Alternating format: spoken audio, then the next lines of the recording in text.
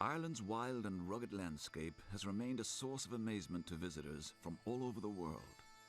They wonder at its natural beauty, its jagged cliffs, its green pastures.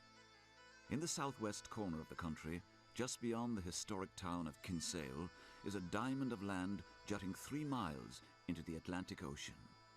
Here, man's ingenuity has created a modern international amenity in harmony with one of Ireland's geological wonders, the Old Head Golf Links.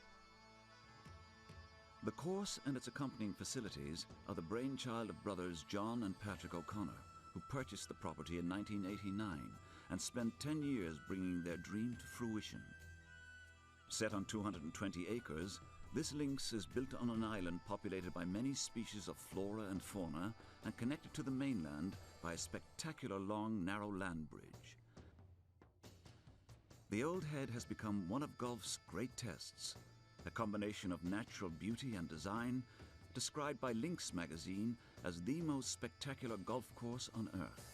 The Old Head's spectacular 360-degree views belie a world-standard test of golf of over 7,200 yards.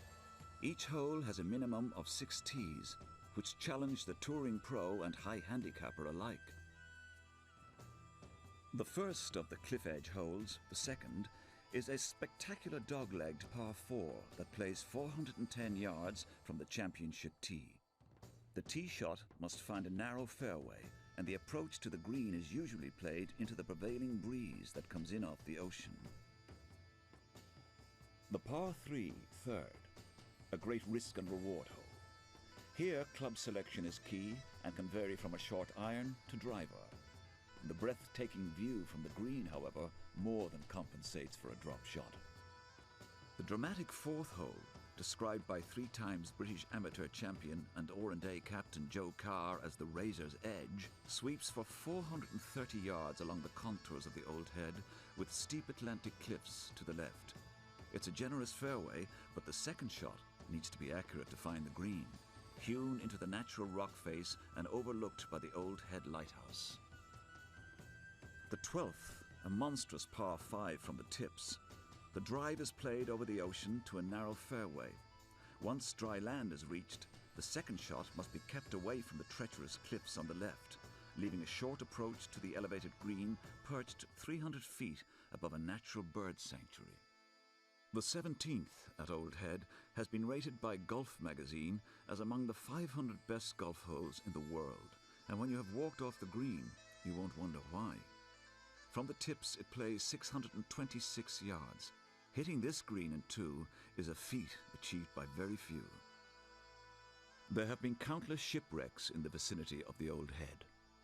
12 miles west of this point lies the wreck of the ill-fated liner Lusitania, sunk in 1915 with the loss of 1,200 lives. 1967 with Mulcahy, the man that bought the place at that time, and I was an amateur at the time, and I met him in Killarney, and he said to me, would you come with me down to Waterville and have a look at this premises? He said it's an incredible piece of property. So I said okay, and we drove out to the 17th. We went up to Mulcahy's Peak, and he said, what do you think? I said, this is a fantastic piece of property. There was 9 holes here, right in from the gateway, and he said, okay, he said, I'll tell you what we'll do, he said.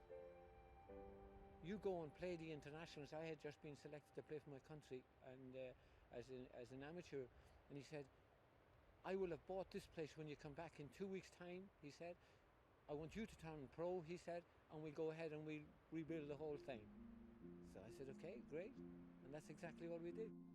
The course has been used as a warm-up venue for a great number of American players looking to grab a first taste of links golf en route to the Open Championship. We've had Tiger, we've had Payne Stewart, we've had Marco Mira, we've had most of the American top pros have played here. But yes, I have yet to meet any of them that had a great score. When we ran our championship here, the Jack Mulcahy Classic and the Kerry Gold Classic, and we had some great players. We had Watson played here, Gary Player, Ray Floyd, they all played here. And yet nobody has ever been better than 71. Jacqueline shot 71 one day here. It was the only time we had a record because we weren't placing the ball on the fairways. And it was just incredible. It was a great score on that day because there was a strong wind blowing. But that is the course record, 71. Among the more recent changes at Waterville are additions started in 2002 by the renowned golf course architect Tom Fazio. This is the only project ever taken on by the American in Europe. The best way to explain it to someone who's never been here is all we did was make the front 9, which was the new 9 built in the 60s, look more like the back 9 that was built roughly 80 years before that. It's hard not to love links land, dunesy golf holes right on the edge of the water, compared to flat golf holes out in the farm field. So what's the difference? So that's the difference. We made those flat holes in the farm field that were built in the 60s look like the same style and character. Plus we added a practice facility. That was a major addition that we put into Waterville. The 16th hole, he made a great hole of that. He dug out he went down about 30 feet. It was a short hole. It was one of the holes that you could drive. And, he dug down into it. He took 30 feet of soil out of it and now built a plateau green. Now it's a great golf hole. It went from being a poor par 4 to a great par 4 because of the work he did. It's very interesting to listen to people when I'm back in the U.S. and people I run into that I never met, have been to Waterville, and hear their comments. Now, they were never here for the old course. They've only been here for the so-called new one. And of course, fortunately, everyone loves it and rates it extremely high. So I assume that means everybody likes what's been done. A fantastic course in a magical part of the world, Waterville is well worth the journey.